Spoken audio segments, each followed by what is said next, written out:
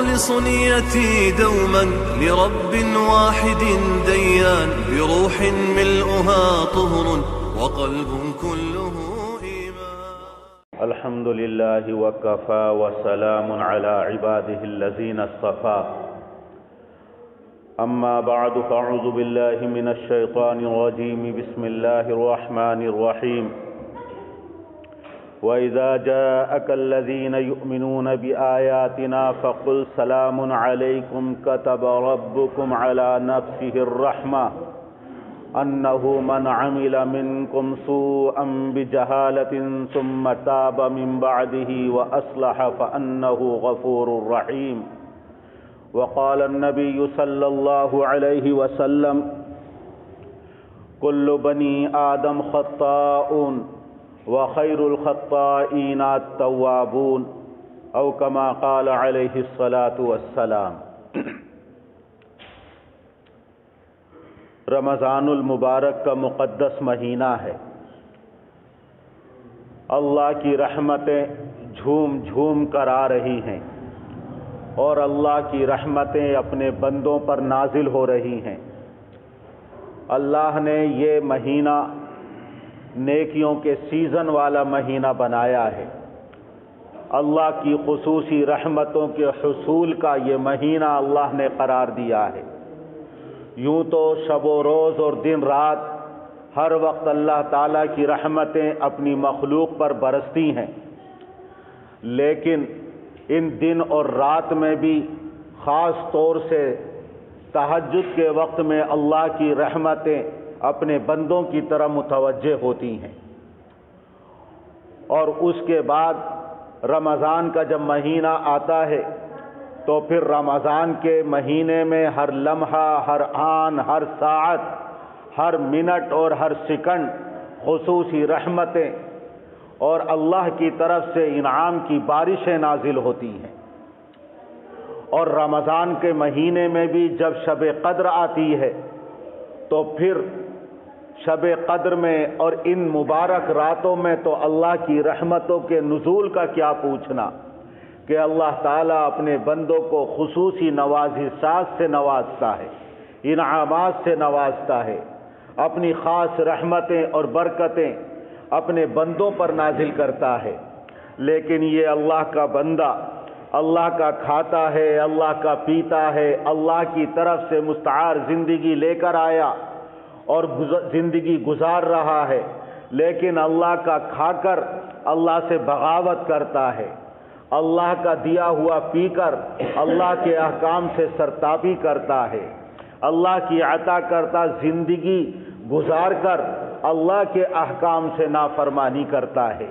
کس قدر حکم عدولی، نافرمانی اور اللہ سے بغاوت اور اللہ کے احکام سے سرتابی ہے. اللہ تبارک و تعالی نے تو اپنے اوپر رحمت کو، اپنے بندوں پر رحمتوں کے نزول کو لازم کر لیا ہے. قرآن کریم کے اندر اللہ نے ارشاد فرمایا کہ کتب ربکم علی نفسہ الرحمہ انہ من عمل منکم سوءا بجہالۃ ثم تاب من بعدہ واصلح فانہ غفور رحیم. تمہارے پروردگار نے اپنے اوپر یہ لازم کر لیا ہے کہ اپنے بندوں کو اپنی رحمتوں سے نوازے، اپنے انعامات سے نوازے. اس آیت کریمہ میں اللہ نے اپنے لیے رب کا لفظ استعمال فرمایا، اور رب کے معنی آتے ہیں پالنہار، پرورش کرنے والا، بتدریج آہستہ آہستہ تربیت کر کے اس کو کمال تک پہنچانے والا. اللہ ہمارا پروردگار ہے، اللہ ہمارا پالنہار ہے، اللہ ہمیں روزی اور تمام ضروریات زندگی پہنچانے والا ہے. اب ظاہر ہے جو بھی مخلوق میں جس چیز کی پرورش کرتا ہے، جس کو پالتا ہے، جس کی دیکھ ریکھ کرتا ہے، کبھی بھی اس کا نقصان گوارا نہیں کرتا ہے. اگر کوئی بکری کو پالے، بھینس کو پالے، گائے کو پالے، یا اپنی کھیتی کو یا باغ کو پالے اور اس کی پرورش کرے، کبھی وہ یہ گوارا نہیں کر سکتا کہ اس کے جانوروں کو کوئی نقصان پہنچے، اس کے باغ کو یا اس کی کھیتی کو کوئی نقصان پہنچے. وہ اللہ جس نے ہمیں پیدا فرمایا اور جو ہمارا پالنہار ہے، پال رہا ہے، وہ کیسے گوارا کرے گا کہ اس کے بندوں کو کسی طرح کا عذاب دیا جائے، کسی طرح کا نقصان پہنچایا جائے؟ تو کتب ربکم علی نفسہ الرحمہ، تمہارے پروردگار نے اپنے اوپر اپنے بندوں پر رحمتیں کرنے کو، نازل کرنے کو لازم کر لیا ہے۔ انہ من عمل منکم سوءا بجہالۃ ثم تاب من بعدہ واصلح فانہ غفور الرحیم۔ یہ اللہ کا وعدہ ہے کہ اللہ اپنے بندوں پر رحمتیں نازل کرنے والا ہے، اور اللہ تو اکرم الاکرمین ہے۔ جب دنیا میں کوئی بھی کریم اور شریف انسان کسی سے کوئی وعدہ کرتا ہے تو اس کی خلاف ورزی نہیں کرتا، وہ اللہ کیسے خلاف ورزی کرے گا؟ وہ اللہ جو اپنے وعدوں کا پختہ ہے، اپنے وعدوں پر اٹل ہے، جو وعدہ کرتا ہے اللہ تعالیٰ اس کو پورا کرتا ہے۔ جب ایک عام انسان سے جو شریف ہو وعدہ خلافی کی امید نہیں کی جا سکتی، تو اللہ تعالیٰ کی ذات سے کیا وعدہ خلافی کی امید کی جا سکتی ہے؟ ہرگز نہیں۔ تو اگر بندے اللہ کے احکام کی اطاعت اور فرما برداری کریں اور اللہ کی مان کر چلیں تو اللہ تعالیٰ اپنی رحمتوں سے اپنے بندوں کو نوازے گا۔ اور ذرا غور کرو کہ اللہ کے بندے دن رات اللہ کی نافرمانی کرتے ہیں، کہ ہم غلام ہیں، اللہ آقا ہے، اللہ رازق ہے، ہم مرزوق ہیں، اللہ تبارک و تعالی مالک ہے، ہم مملوک ہیں۔ ہر طرح ہمارے اوپر اللہ کو ملکیت کے اختیارات حاصل ہیں، اور ہم رات دن گناہوں میں مبتلا، رات دن اللہ کی نافرمانی میں مبتلا، لیکن اس کے باوجود بھی اللہ نے اپنی رحمتوں کے دروازے بند نہیں کیے۔ کوئی ان دنیا کے اندر انسان اگر کسی کا نوکر ہو، کسی کا خادم ہو، کسی کا غلام ہو، اگر وہ اس کی نافرمانی کرے، اس کے کہنے کے مطابق نہ چلے اور اس کی اطاعت اور فرما برداری نہ کرے، ظاہر ہے وہ اس کی نوکری کو روک لے گا، اس کو سیلری اور اس کو تنخواہ نہیں دے گا، اس کے کھانے کو بند کر دے گا، تنبیہ اور سرزنش کرے گا، وہ اس کو تادیبی احکام اس کے لیے جاری کرے گا۔ تو دیکھیے دنیا میں اگر کوئی کسی کا نوکر، غلام، خادم ہے، نافرمانی کرنے پر کن کن سزاؤں سے دوچار کیا جاتا ہے، جو ہم نافرمانیاں اللہ کی کر رہے ہیں اس کا تقاضا تو یہ تھا کہ اللہ اپنی تمام انعامات کی بارشوں کو روک لیتا، اپنی تمام نوازشات کو روک لیتا، اللہ رزق کے دروازے ہمارے اوپر بند کر دیتا، بلکہ ہمارا وجود اس صفحہ ہستی سے مٹا دیتا۔ لیکن اللہ نے کتنا کرم کا معاملہ فرمایا، کتنے رحم کا معاملہ فرمایا کہ تمام گناہ کرنے کے باوجود بھی اللہ اسی طرح موسلادھار رحمتوں کی بارشیں نازل فرما رہا ہے۔ ہماری تو عبادتیں بھی ایسی نہیں ہیں۔ یہ حقیقت ہے کہ کوئی بھی اللہ کی عبادت کا حق ادا نہیں کر سکتا، یہاں تک کہ فرشتے بھی اللہ کی شایان شان عبادت کا حق ادا نہیں کر سکتے۔ ہماری حیثیت کیا ہے، ہماری اوقات اور ہماری مجال کیا ہے کہ ہم اللہ کی عبادت کا حق کما حقہ ادا کر سکیں۔ ہم نماز پڑھنے آتے ہیں تو بڑا مختصر وقت لے کر، اور اس میں بھی ہمارے دل و دماغ میں اور ذہن میں طرح طرح کے وساوس، طرح طرح کے خیالات اور دکان کے حسابات، کاروبار کے حسابات اور دوسرے شیطانی خیالات ہمارے بھائی یہ شور کرے، کوئی سمجھدار آدمی نہیں ہے جو ان بچوں کو شور کرنے سے روک دے۔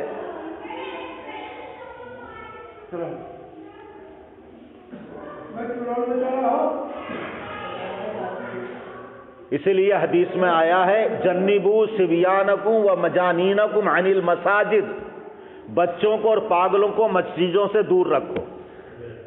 حدیث میں حضور اکرم صلی اللہ علیہ وسلم نے کیا فرمایا؟ پاگلوں کو اور بچوں کو مسجدوں سے دور رکھو۔ مسجد کے تقدس کا کوئی خیال نہیں، اس کی حرمت کا کوئی خیال نہیں، اس کے آداب کا کوئی خیال نہیں۔ اگر تلاوت کرتا ہے تو اس میں خلل، نماز پڑھ رہا ہے اس میں خلل، جماعت کھڑی ہو گئی، امام تلاوت کر رہا ہے، پیچھے بچے شور کر رہے ہیں، یہ کسی اور کے بچے نہیں ہیں، آسمان سے نازل نہیں ہوئے، زمین سے نکل کر نہیں آئے، بلکہ ہمارے اپنے ہی بچے ہیں۔ کاش ہمیں تو یہ چاہیے تھا کہ ہم اپنے گھروں میں بچوں کو دینی تعلیم دیتے.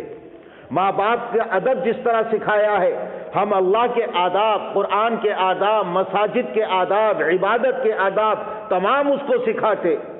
حدیث میں جب یہ آیا ہے کہ 7 سال کے ہو جائیں تو ان کو نماز کا حکم کرو، اور 10 سال کے ہو جائیں تو نماز نہ پڑھنے پر ان کی ہلکی پھلکی پٹائی بھی کرو، لیکن اس کے ساتھ ساتھ ہم انہیں یہ بھی بتائیں کہ مسجد میں جب آئیں تو مسجد میں کن آداب کا خیال رکھنا ہے، تاکہ مسجد کے اندر حضور اکرم صلی اللہ علیہ وسلم نے فرمایا وَإِيَّاكُمْ وَحِشَاتِ الْأَسْوَاقِ، تم بازاروں کی طرح مسجدوں میں شور مچانے سے اپنے آپ کو بچاؤ.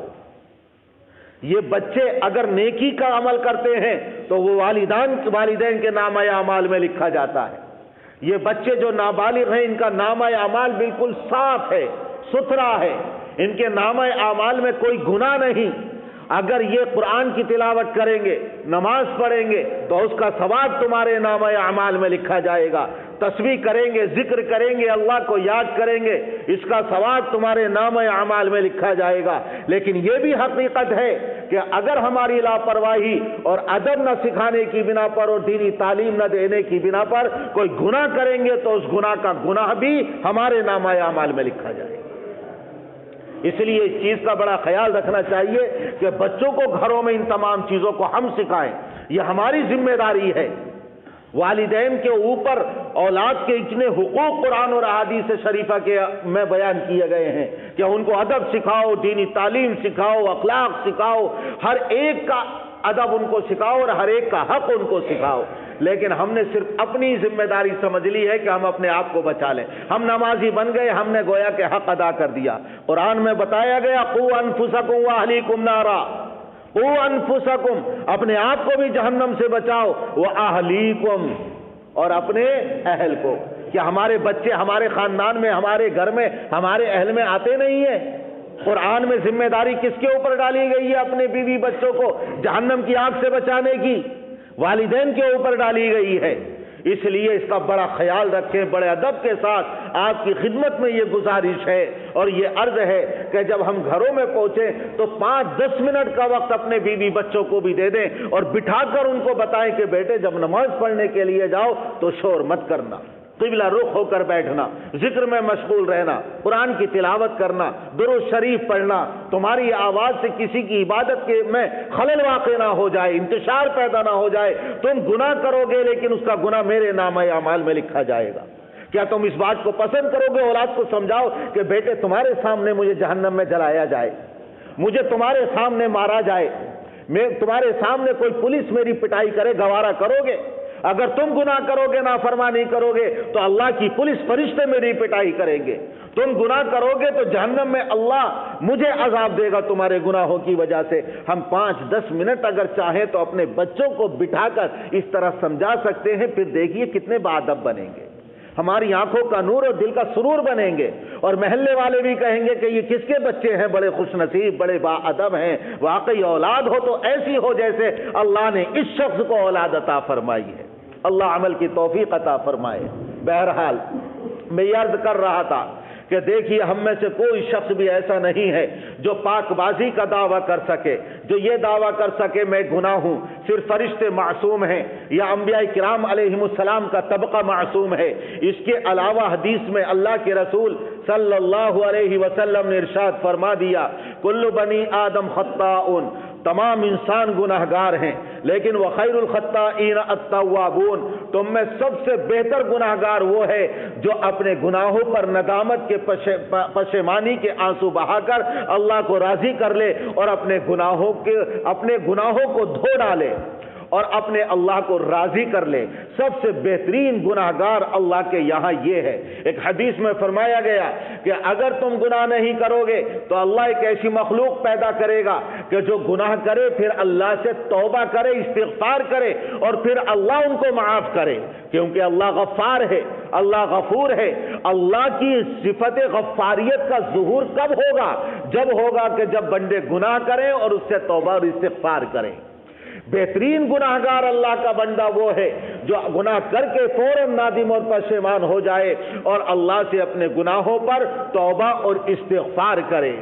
دنیا میں انسان اگر کوئی کسی کی نافرمانی کرے، کسی کی شان میں گستاخی کرے، نازیبا الفاظ استعمال کرے یا اس کے حقوق کو مارے، اس کو دھتکار دیا جاتا ہے، اس کو پھٹکار دیا جاتا ہے، اس سے قطع کلامی کر لی جاتی ہے، منہ موڑ لیا جاتا ہے، یہاں تک کہ کتنے ناہنجار اور ناخلف ایسی اولاد بھی ہے کہ جو اپنے بوڑھے والدین سے بھی منہ موڑ لیتی ہے، جنہوں نے ان کو پالا پوسا، پروان چڑھایا، جوان کیا اور ان کو کاروبار سے لگایا، لیکن جب وقت پڑتا ہے ضرورت کا تو یہ اولاد جو ناہنجار اور نالائق ہے اپنے والدین سے منہ موڑ لیتی ہے۔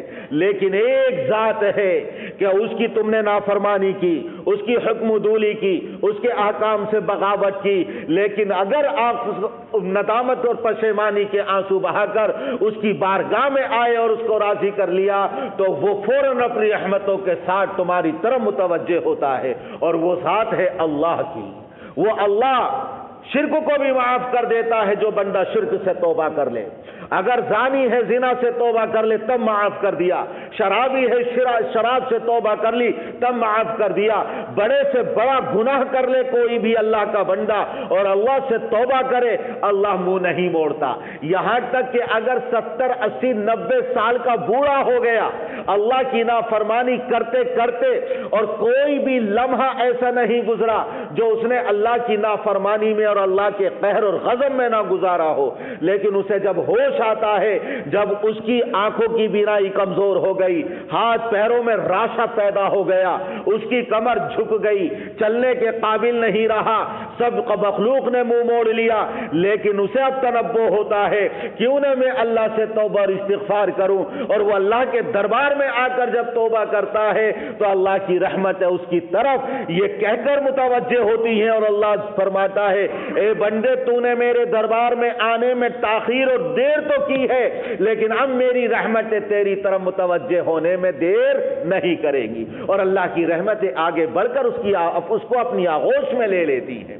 قرآن کریم کے اندر اللہ نے ارشاد فرمایا قل یا عبادی الذین اسرفوا علی انفسهم لا تقنطوا من رحمت اللہ ان اللہ یغفر الذنوب جميعا انہ هو الغفور الرحیم۔ اے میرے حبیب، میرے ان بندوں سے کہہ دو جنہوں نے گناہ کر کر کے اپنی جانوں پر ظلم کیا ہے، لا تقنطوا من رحمت اللہ، اللہ کی رحمت سے مایوس نہ ہو، اللہ تمام گناہوں کو بخش دے گا۔ کیوں؟ اس لیے کہ اس کی شان ہی یہ ہے انہ هو الغفور الرحیم، اللہ تعالیٰ تو معاف فرمانے والا ہے، مغفرت کرنے والا ہے، وہ تو رحمت اور درگزر کا معاملہ کرنے والا ہے۔ اللہ نے جب پوری کائنات کو پیدا کیا، تمام مخلوق کی تقدیر کو لکھا، لوح محفوظ میں دستاویز کے طور پر لکھ دیا، ان رحمتی غلبت غضبی، ان رحمتی سبقت غضبی، ان رحمتی وسعت غضبی، میری رحمت میرے غضب پر غالب ہے، میری رحمت میرے غضب کو وسیع ہے، میری رحمت میرے غضب پر سبقت لے گئی ہے۔ اللہ کی رحمت تمام چیزوں پر غالب ہے اور تمام چیزوں کو محیط ہے، اللہ کی رحمت احاطہ کیے ہوئے ہے۔ کتنا بھی گناہ کیے ہیں لیکن اگر اللہ سے توبہ اور استغفار کرے تو اللہ تعالیٰ تمام گناہوں کو معاف کر دے گا۔ شرط یہ ہے کہ اللہ سے توبہ اور استغفار کرے۔ آج اللہ تعالیٰ نے ہمیں زندگی عطا فرمائی، صحت عطا فرمائی، اعضاء کی سلامتی عطا فرمائی، وقت فارغ عطا فرمایا ہے، لاک ڈاؤن چل رہا ہے، اس میں جتنی چاہے ہم اللہ سے کی عبادتیں کر سکتے ہیں، جتنا چاہے اللہ سے توبہ کریں، استغفار کریں، اپنے آپ کو نماز کے لیے، عبادت کے لیے، قرآن کی تلاوت کے لیے، توبہ استغفار کے لیے فارغ کر لیں۔ یہ اللہ نے ہمیں موقع عنایت فرمایا ہے، ورنہ ضمانت اور گارنٹی اس بات کی نہیں ہے کہ اس مسجد سے اگر نکلے گا تو اپنے گھر پہنچ سکے گا یا نہیں، کہ اس سے پہلے موت کا پیغام آ جائے گا۔ ابھی ایک جنازہ ہم دفن کرنے سے فارغ نہیں ہوتے، خبر ملتی ہے کہ فلاں کا انتقال ہو گیا، اس کا ابھی کانڈوں پر جنازہ رکھا ہوتا ہے، خبر ملتی ہے کہ فلاں کا انتقال ہو گیا، ابھی ملاقات کر کے آئے ہیں، فوراً کوئی اطلاع کر دیتا ہے کہ معلوم ہے فلاں کے پاس پیغام اجل آ گیا اور اس کا انتقال ہو گیا۔ جنازے پر جنازے اٹھائے جا رہے ہیں، اپنے ہاتھوں سے ہم دفن کر رہے ہیں، کاندھوں پر اٹھاتے ہوئے جنازے لوگوں کو دیکھ رہے ہیں اپنی آنکھوں سے، اور اپنے ہاتھوں سے مٹی ڈال کر ہم آ رہے ہیں، اور پتہ چل رہا فلاں کا بھی انتقال ہو گیا، لیکن آج پھر بھی ہمیں عبرت حاصل کرنے کی توفیق نصیب نہیں ہو رہی، گناہوں سے باز آنے کی توفیق نصیب نہیں ہو رہی۔ ہم اللہ کو راضی کر لیں، اللہ سے توبہ اور استغفار کر لیں، اور توبہ کا مطلب یہ نہیں ہے کہ استغفر اللہ، اے اللہ میری توبہ ہے، اے اللہ میری توبہ ہے، یہ توبہ کافی نہیں ہے، اسے توبہ نہیں کہتے کہ دل میں ہمارے کفر ہے، زبان پر لفظ توبہ ہے، گناہوں میں مبتلا ہے، زبان پر لفظ توبہ ہے، رمضان کا مہینہ ہے، ہوٹل میں کھا رہے ہیں کہ توبہ توبہ ہے، ہم اکیلے میں ٹھنڈا اور مشروب کولڈ ڈرنکس پی رہے ہیں اور کہہ رہے ہیں توبہ ہے، استغفار ہے، یہ ایسی توبہ اللہ کی بارگاہ میں قبول نہیں ہے، منہ پر مار کر پھینک دی جائے گی۔ توبہ اس کو کہتے ہیں کہ سب سے پہلے جس گناہ میں وہ مبتلا ہے اس گناہ کو چھوڑ دے۔ توبہ یہ ہے کہ آئندہ نہ کرنے کا عزم مصمم اور پختہ ارادہ کر لے کہ اے اللہ میری ماضی کی زندگی جو بھی تھی میں پکی توبہ کرتا ہوں، تو اس سے عہد و پیمان کرتا ہوں کہ میں کبھی ان گناہوں کے قریب نہیں جاؤں گا۔ تو سب سے پہلے اس گناہ کو چھوڑ دے، آئندہ نہ کرنے کا عزم مصمم اور پختہ ارادہ کر لے، اور جو زندگی ہماری ماضی کی گناہوں والی تھی اس کے اوپر ندامت اور پشیمانی کے آنسو بہائے، تنہائی میں اللہ کی بارگاہ میں روئے اور گڑ گڑائے، اور اللہ سے توبہ اور استغفار کرے، جو حقوق اس کے ذمے ہیں وہ حقوق ادا کر دے۔ بندے کو کسی کو مارا ہے اسے معاف کرا لے، کسی کا پیسہ دبایا ہے اس کے پیسے کو ادا کر دے یا معاف کرا لے، کسی کی زمین دبائی ہے یا تو معاف کرا لے ورنہ اس کی زمین واپس کر دے، کسی طرح کا بھی کسی بندے کا حق مارا ہے دبایا ہے یا تو معاف کرا لے دنیا میں، یا اس کو ادا کر دے اس دن سے پہلے جس دن کوئی سفارش بھی نہیں چلے گی۔ بندوں کے حقوق کے بارے میں وہاں روپیہ اور پیسہ زمین جائیداد کچھ نہیں ہوگا، وہاں نیکیوں کا سکہ چلے گا۔ اور ایک یہ بھی ہے کہ جو حقوق اللہ ہیں، نمازیں چھوڑی ہیں ان نمازوں کی قضا کر لے، روزے چھوڑے ہیں ان کی قضا کر لے، جو پچھلے سالوں کی زکوٰۃ ادا نہیں کی ہے اس زکوٰۃ کو بھی ادا کرے، پچھلے سالوں کا حساب لگا کر۔ وتعلو همتي دوما وتسبق خطوتي الأزمان، فوقتي لا أضيعه بما يفضي إلى الخسران، وكفي لا يفارقها أداء